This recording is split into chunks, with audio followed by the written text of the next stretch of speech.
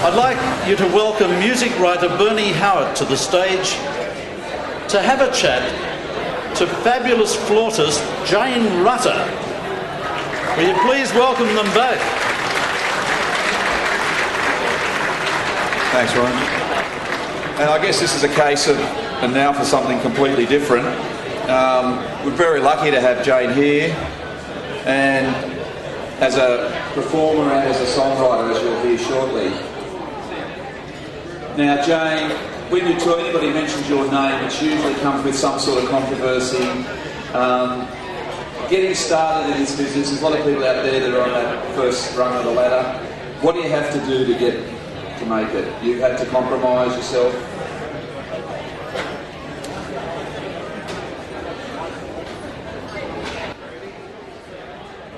I think to get started in the music industry and to stay in it, you need to first of all be creatively really true to yourself.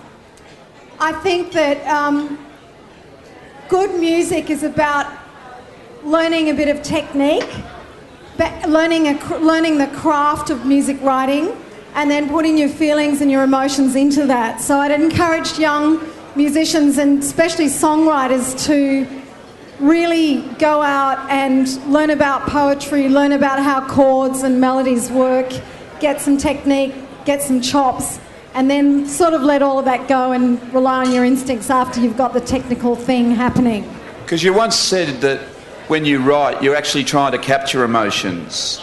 That it may be the sunlight coming through a tree, a song you're singing to your son, that often when you're writing, that's those emotions you're trying to capture. Well, yes, I think that we musicians and songwriters are the poets and balladeers of modern day. And I think that music is a secret language that everyone understands. And I think that poetry and the kind of poetry that you find in the lyrics of songs can sometimes really make a difference and be a real key to making people feel something special about their lives. And I think this is our role as songwriters and musicians. And so, with the songwriting process, how could you describe that creative process of writing? Because you've written collaboratively. I have. Look, there's so many ways to approach writing a piece of music or a song. Sometimes I sit down and write lyrics. Sometimes I'll just sit down at the piano and find a chord progression that I really like. And sometimes I'll just be playing the flute and jot down a melody. Often it comes along in a few bar snippets of things, and then I think because I've got quite a fast way of working, I often will have the song written, an entire song written in 16 bars, and then I have to actually take the bars and expand them out and make them longer. In fact, one of the pieces I'm going to play you tonight, when I first wrote it, was only about 16 bars long.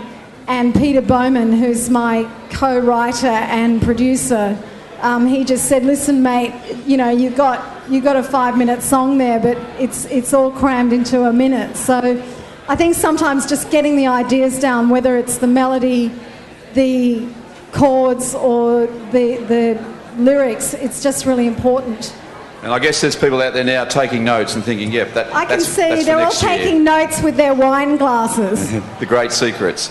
And if you don't know, Jane has a wonderful new CD out that went straight to #1 in the classical charts. It went to, first of all, the ABC bestseller charts, and then in the classical arias, yeah. And it's called Embraceable You, where you play the Gershwin song. Thank you. Thank you very much. Oh yes, I'm an ABC Classics babe now. I'm their flute babe. It's really great, you know, because I'm up on the TV screen being watched by, well, dozens of people, really. It's very exciting. Now, at different times in your career, you've taken steps to make sure people saw a lot of you. Is that correct? That old story. You know, Bernie's having a go at me because I wore an off-the-shoulder parachute on my first solo album cover. And God, you know, Look, the thing is, I think what the world gets is when people are genuine, and I think that's what songwriting is about. When I did that album cover, I was trying to impersonate a French sculpture, and the album was all French music. So I was accused of scandalism, but actually I think the audience got that I was coming from a different place.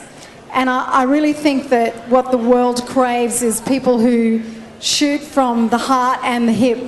And I think that good songwriting and good music, whether it's classical, whether it's opera, whether it's pop, country, rock, it's all about that. It's all about the secret language of the heart. And whatever you've done in your career and you've taken a few little steps in different directions that aren't typical, you've always come back to music, and that's what we're going to hear now. That's right.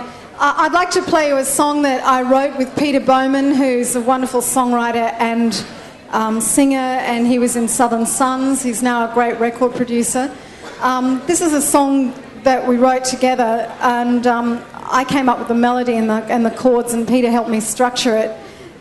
It's about the flute and what the flute means to me. It's called blow, and I imagine that the flute player Pan is frolicking in the Australian rainforest, and I've put didgeridoos and all sorts of noises in it.